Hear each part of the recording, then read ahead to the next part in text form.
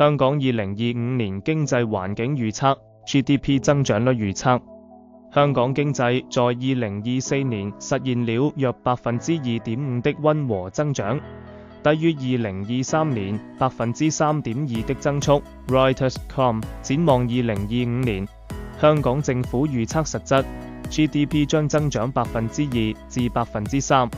Economy.gov.hk 這一官方預測反映了外部不確定性和本地支持因素並存的情況。一方面，全球經濟放緩、美中貿易摩擦等風險可能拖累出口，但另一方面，主要經濟體貨幣政策轉鬆、內地經濟穩健增長等因素將帶來支持。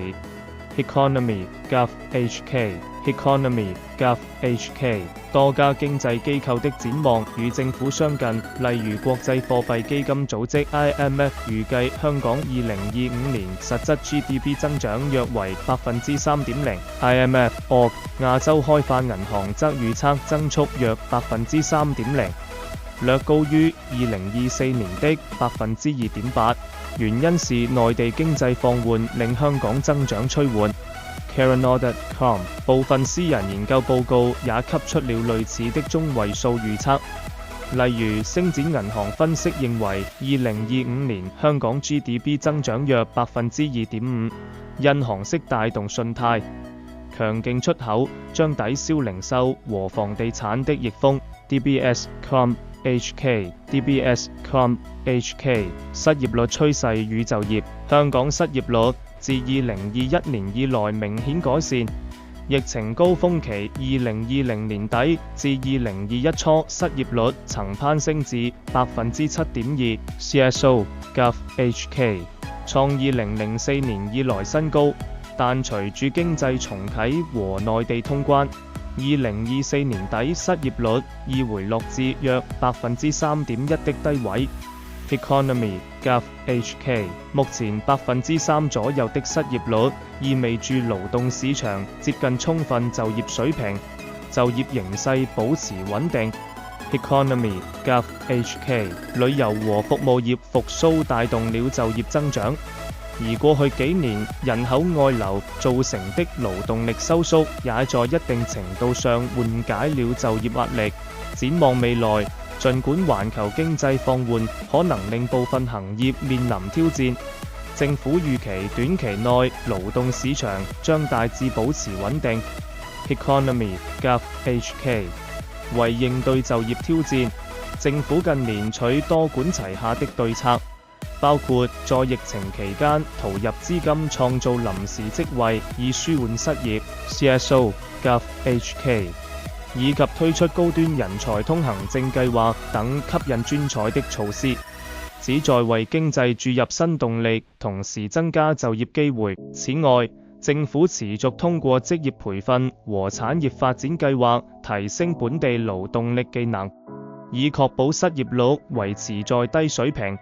通脹率預測及物價因素，香港通脹預計在2025年將保持溫和可控。政府預測2025年基本消費物價通脹率約為 1.5%。Economy.gov.hk 近月來通脹水平不高，2024年全年基本通脹約 1.5%，較前一年略低。SSKPMG.com 主要原因是外部輸入型物價壓力溫和，港元與美元掛鈎，使進口商品價格相對穩定，而國際能源和原材料價格漲幅有限。Economy.gov.hk 同時，香港經濟復甦過程中本地成本例如工資、服務價格有所上升，為通脹帶來一定上行壓力，但幅度不大。Economy.gov.hk 政府分析指出，隨住經濟持續增長，內部成本可能上揚，但總體通脹在短期內仍將溫和。Economy.gov.hk 需要關注的風險包括地緣政治緊張和貿易衝突可能引發的商品價格波動。Economy.gov.hk 例如若國際油價或糧食價格因衝突而上漲，將對香港物價帶來壓力。不過，普遍預期2025年通脹率將維持低至中等的水平。IMF 估計香港2025年整體消費物價漲幅約2.3%。IMF 屬於溫和通脹範圍，本地物價將在外部價格平穩和本地需求溫和增長的拉鋸下小幅上升。產業發展趨勢及政策支持，香港經濟結構高度服務業化，金融、創新科技和房地產是重要支柱。各主要行業在2025年的發展趨勢如下：金融業、金融服務業預計繼續穩健發展。香港作為國際金融中心的地位將得到進一步鞏固。儘管近年來全球高通脹導致利率上升，一度打擊 IPO 融資和市場交投，但隨着美國加息期見頂，2025年環球流動性有望改善，將利好香港的資本市場活動。DBS HK 政府亦推出多項政策支持金融業創新和增長，包括優化上市機制，如香港交易所將設立科技企業上市快線，協助新興科技公司上市。Budget.gov.hk 推出綠色和可持續金融舉措，以及提供稅務優惠，以吸引家族辦公室和基金落戶。Budget.gov.hk 同時為保持市場競爭力，監管機構推動金融科技 FinTech 發展。香港金融管理局實施了金融科技2025戰略，鼓勵銀行數碼化和普及電子支付等。2025年中港兩地支付系統將實現聯繫，預計年中完成轉數快與內地支付系統對接，進一步便利跨境資金流動。Budget.gov.hk 在虛擬資產領域，政府已發布第2份政策聲明，並將就虛擬資產交易平台和管的發牌制度進行諮詢。Budget.gov.hk 此舉將為加密貨幣和數字金融相關業務提供監管明確性，吸引該領域企業來港發展。總體而言，得益於政策紅利和內地資金支援，預計金融業將保持增長動能，但也需關注全球市場波動和香港與其他金融中心的競爭。創新科技產業，香港近年大力投資發展創科，以期培育新的經濟增長點。2025年政府將繼續加大對研發和高科技項目的支持力度。財政預算案中已撥款10億港元成立人工智能研發院，推動 AI 技術研發及應用。Budget.gov.hk 同時，政府啟動再工業化扶持計劃，為本地製造企業的產線升級提供資助，按1:2比例，最高25萬港元。Budget.gov.hk 以促進高端製造和先進技術在港落地。香港與深圳合作的創科園區建設也在提速。北部都會區中的河套歐科創園、港深創新及科技園正在加快基礎建設，政府預留37億港元加快首期工程，並計劃年內推出合適地塊，吸引民間科創企業參與。Budget.gov.hk 預計新田科技城的整體規劃將於2025年第3季完成。Budget.gov.hk 未來將成為大灣區的重要科創基地。這些舉措連同持續的人才引進計劃，如高端人才通行證等，有望在金融以外為香港經濟注入科技動能。值得一提的是，香港在生物醫藥、金融科技等領域具有一定優勢。近年多家生物科技初創企業選擇在港上市融資，香港交易所也為未有盈利的生物科技公司開闢上市渠道。政府預計，隨住研發開支稅務減免等誘因逐步完善， Budget.gov.hk 以及第3個 InnoHK 創新研發平台籌建。Budget.gov.hk 2025年科技創新產業將繼續成長，成為經濟新的增長引擎之一。房地產業房地產市場在經歷前幾年的調整後，2025年料將趨於穩定，但復甦力度有限。受全球加息潮影響，香港樓市自2021年高位回落，在2022到2023年間，住宅價格累計下跌約15%。2024年下半年，隨住本地利率見頂，內地經濟改善，樓價跌勢趨緩，市場交投逐步回暖，全年房地產業務隨經濟復甦有所改善，地產發展投資增加，建造活動擴張 Economy.Gov.hk。 不過展望2025年，住宅房價和地產業績的上行空間可能較為有限。一方面，香港按揭利率仍處於相對高位，不利於購買力。儘管預期美聯儲有望在2025年開始降息，但利率下降速度仍存不確定性。Economy.Gov.hk。 另一方面，供應端壓力漸增，政府近年積極增加房屋供給，預計未來5年將提供約8萬個私人住宅單位用地。Budget.Gov.hk。 公共房屋供應目標更達19萬單位。Budget.Gov.hk。 同時，每年約有17000個新私樓單位落成。Budget.Gov.hk。 市場出現供應過剩跡象，星展銀行分析師指出，新居供應過多將令樓市全面復甦遙遙無期。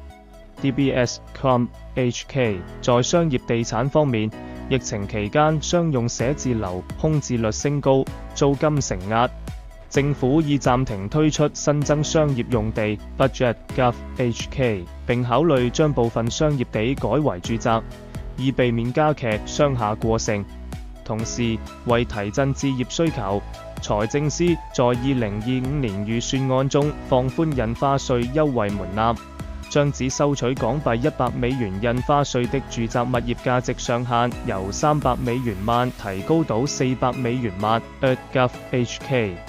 適用於首次置業的永久居民，減輕小戶型買家的稅費負擔。政府亦在研究放寬其他樓市辣招的可能性，以提升市場流動性。整體而言，2025年香港地產行業將在政府增加供應、降低門檻的政策基調下平穩發展。住宅市場小幅波動，但難見大升大跌。發展商將調整策略以適應新供求環境。基建和住宅項目的推進則將為建造業和相關就業提供支撐。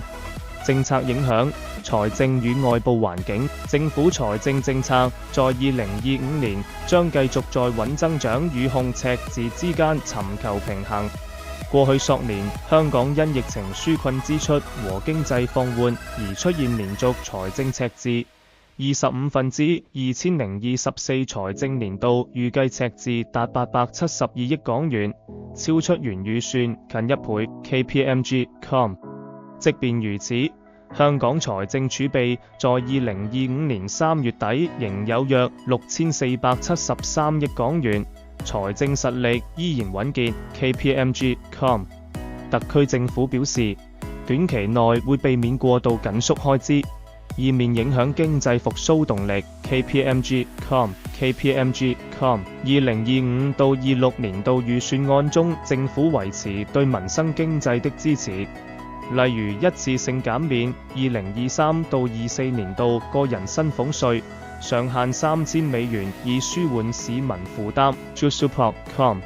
繼續投入資源推動重大基建和產業項目，以創造就業和長遠收益。KPMG.com。 KPMG.com。 同時，政府也提出在中期內逐步降低赤字，例如計劃在2026到2029年把經常開支 GDP 比重從約24.4%降至約20.9%。Info.Gov.hk。 財政司強調會量入為出，審慎理財，在不大幅加稅的前提下，確保公共開支可持續。KPMG.com。 KPMG.com。 總體而言，2025年財政政策取向偏向適度寬鬆以支援經濟，但會避免揮霍無度。維持香港長期財政穩健和國際信心。國際貿易與政經環境則是左右香港經濟前景的重要外部因素。香港作為高度開放的經濟體，對全球市場變化極為敏感。2025年外部環境可謂機遇與挑戰並存。貿易方面，世界經濟增長放緩將影響香港的商品和服務出口需求。此外，美國對華貿易保護主義升溫帶來下行風險。美國近年對中國實施關稅、科技禁令等措施可能進一步升級。瑞銀集團警告稱，若美國提高對華關稅至60%，將削弱香港經濟增長預期。這些措施雖不直接針對香港，但作為中轉樞紐，香港將受累於優內供應鏈和貿易流動放緩。與此同時，中國內地經濟政策對香港是主要正面因素。中央政府承諾實施更積極的財政和適度寬鬆的貨幣政策，以穩增長。若內地經濟在減稅、基建投資等刺激下保持約5%左右增速，將帶動內地對港服務貿易和旅遊的需求，利好香港出口及相關行業。The Standard HK。實際上，2024年內地訪港旅遊強勁反彈，便證明內地經濟復甦對香港服務業的拉動明顯。Reuters.com 區域經貿合作方面，區域全面經濟夥伴關係協定 （RCEP） 等協定的推進，以及大灣區內城市更緊密協作，也為香港帶來新的商機。金融環境方面，美國貨幣政策走向直接影響香港。本港聯繫匯率制度下，美聯儲加息以推高香港利率水平並收緊流動性，壓抑了近年的本地需求和資產市場。展望2025年，市場預期美國將開始降息期，全球金融環境有望轉鬆。這將減輕港元匯率強勢對出口和零售的不利影響。Reuters.com 同時為樓市和股市提供支撐。不過，降息步伐仍存變數，若美國通脹壓力頑固，可能放緩降息節奏，令港元維持強勢更久。資金環境改善不如預期。Reuters.com 投資者也關注地緣政治動向。例如2024年美國大選後中美關係走向，如果緊張局勢加劇，資本市場波動和避險情緒可能上升，對香港投融資環境構成衝擊。總體來看，國際環境對香港經濟的影響將偏中性，環球增長溫和有利於維持香港外需，內地政策托底提供正能量。但中美博弈和全球貨幣政策轉折帶來的不確定性，要求香港提高警覺並做好風險預案。Economy.gov.hk 投資環境與股市走勢，隨住社會和邊境恢復常態化，2025年香港的投資氣氛較前2年明顯改善。但整體情緒仍趨於審慎樂觀，本地和國際投資者對香港市場的態度呈現一些分歧。本地投資者經歷多年凍候，港人投資信心正逐步回升。2024年新指數在第4季出現強勁反彈，全年累計上漲近18%，結束了連續4年的跌勢。China.com 這波由內地政策利好預期推動的行情，內地在9月下旬推出經濟刺激，引發港股大漲。China.com 顯示本地投資者對中國經濟前景轉好的反應積極，許多港股投資者重新入市局，特別是受惠於內地復甦的板塊如科技、旅遊消費領漲。China.com然而，由於國際環境多變，本地投資者態度並非盲目樂觀，多數人對2025年持審慎樂觀。密切關注內地政策動向和美國加息走勢。ChinaDaily.com 例如，高寶集團分析師溫傑指出，對港股前景審慎樂觀，並為2025年底只設定目標點為23,200點，較2024年底約有15%的上行空間。ChinaDaily.com 他認為企業盈利持續增長將支撐股指表現，但投資者仍需觀察內地貨幣寬鬆和財政刺激的落實情況。ChinaDaily.com 國際投資者近年內受政治和監管因素影響，一些西方資金曾減少對港投資。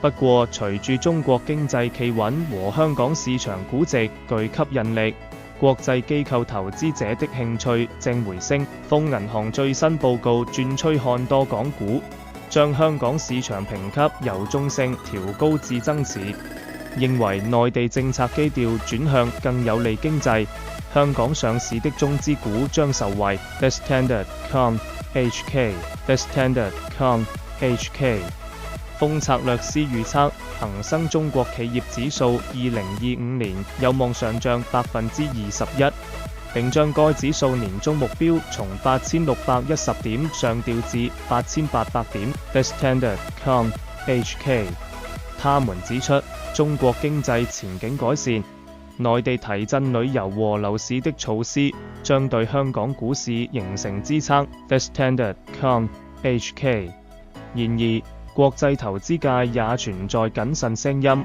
瑞銀集團認為，2025年港股將面臨嚴峻挑戰。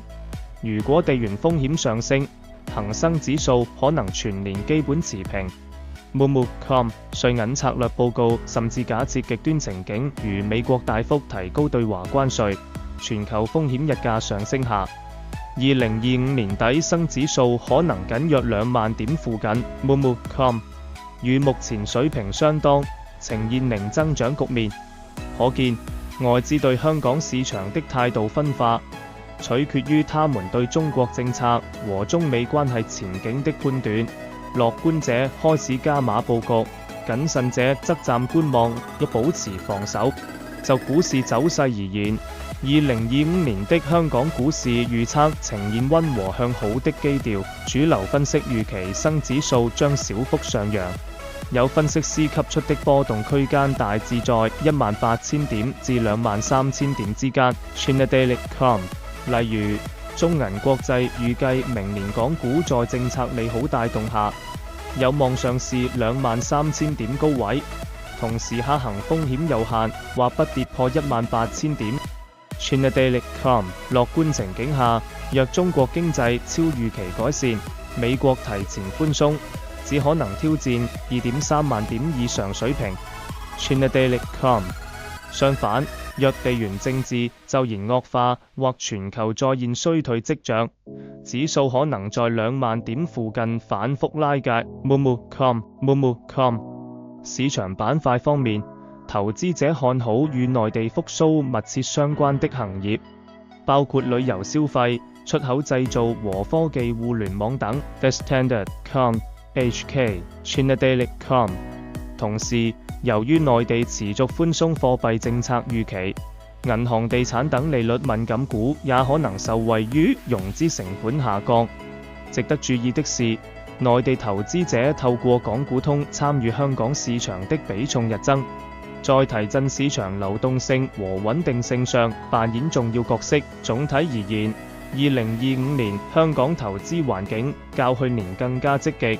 市場預期在政策托底下有望延續復甦趨勢，但漲幅略為溫和的個位數至低雙位數百分比。投資者將密切關注中國全國兩會等政策窗口期的信號、ChinaDaily.com 以及美聯儲貨幣政策轉向的節奏，共同決定港股走勢的上限與下限。參考資料：香港特區政府香港經濟最新情況網頁，2025年經濟增長及物價展望 Economy.gov.hk Economy.gov.hk Economy.gov.hk IMF 香港概覽2025年宏觀經濟預測 IMF.org 亞洲開發銀行2024年4月亞洲發展展望。香港 GDP 增速預測 Karen.com Reuters 路透社香港2024年第四季 GDP 同比增長 2.4%， 高於預期。2025年2月3日 Reuters.com 星展銀行研究報告2025年香港宏觀展望，雲遮下的一線陽光。2024年11月 DBS.com.HK DBS.com.HK DBS.com.HK KPMG 安永等會計師事務所26分之2025香港財政預算案重點。2025年2月 KPMG.com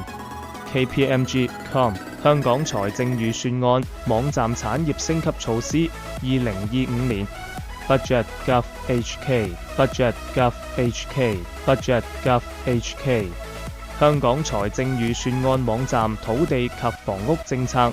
2025年 Budget.gov.hk Budget.gov.hk 香港稅務局新聞稿2025年預算案地產印花稅調整。Budget.gov.hk 中國日報香港版港股以近 18% 年度升幅買入2025年2024年12月31日 Chinadaily.com Chinadaily.com 香港標準報豐看多港股預計國企指數2025年上漲 21%。2025年1月9日 The Standard.com.hk The Standard.com.hk 智通財經轉載瑞銀報告，瑞銀2025年恒生指數預計維持2萬點。2024年11月 Moomoo.com